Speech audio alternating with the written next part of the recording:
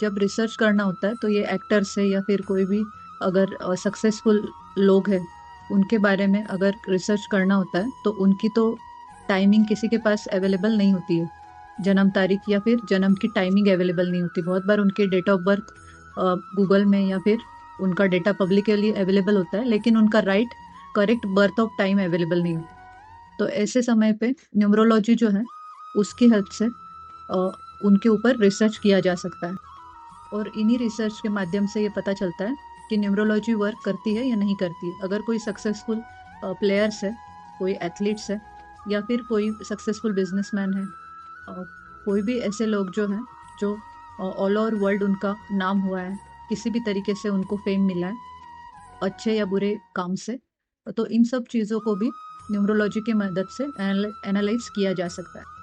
और जब इसका रिसर्च करते हैं तो यही समझ में आता है कि एक्चुअली न्यूमरोलॉजी वर्क करता है, क्योंकि इसको अगर जिसको भी एस्ट्रोलॉजी की जानकारी है और साथ में ही न्यूमरोलॉजी की भी जानकारी है तो उनको ये चीज़ें फाइंड आउट करने में काफ़ी अच्छी मदद मिलती है और वो ये चीज़ों को अच्छे से समझ पाते हैं कि कौन से ग्रह की वजह से कैसी प्लेसमेंट्स होगी इनकी लाइफ में जिसकी वजह से इनको ये नेम फेम मिला है।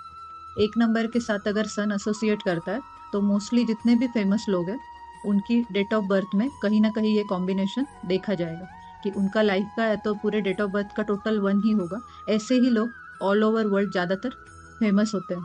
दूसरे भी नंबर के लोग होते हैं, लेकिन ऐसी छोटी छोटी चीज़ों की वजह से ये चीज़ें समझ में आती है कि न्यूमरोलॉजी वाकई में काम करता है और इसका इफेक्ट आपको देखने को मिलता है।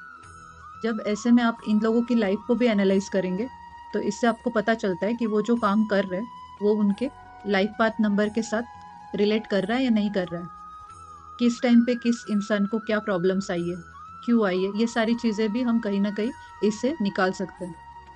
और न्यूमरोलॉजी का इफेक्ट ध्यान में रखते हुए बहुत सारे चैनल्स जो हैं वो चैनल्स के नाम भी, टीवी चैनल्स के नाम भी उन्होंने उसके अकॉर्डिंग किए हुए हैं। साथ में ये बहुत बार लोगों ने सुना होगा कि जो सीरियल्स होता है उसके अंदर भी नेम करेक्शन करके सीरियल के नेम उसमें भी चेंजेस किए जाते हैं। और ये सारी चीज़ें भी न्यूमरोलॉजी का इफेक्ट होने की वजह से ही ये चीज़ें की जाती हैं। इसीलिए न्यूमरोलॉजी हो या एस्ट्रोलॉजी हो, ये सारी चीज़ें जो है इसमें रिसर्च बहुत ज़्यादा इम्पोर्टेंट है। पहले की ओनली बुक्स के ऊपर से भी आप इसका जो है वो कोई फाइनल चीज़ जो है वो नहीं बता सकते हैं। और दूसरी चीज़, इसमें हमेशा कुछ ना कुछ आप रिसर्च जब करते हैं तब कुछ नया निकल के सामने आता है, लेकिन इसमें आप जब डीप रिसर्च करते हैं तभी आपको ये चीज़ें पता चलती है।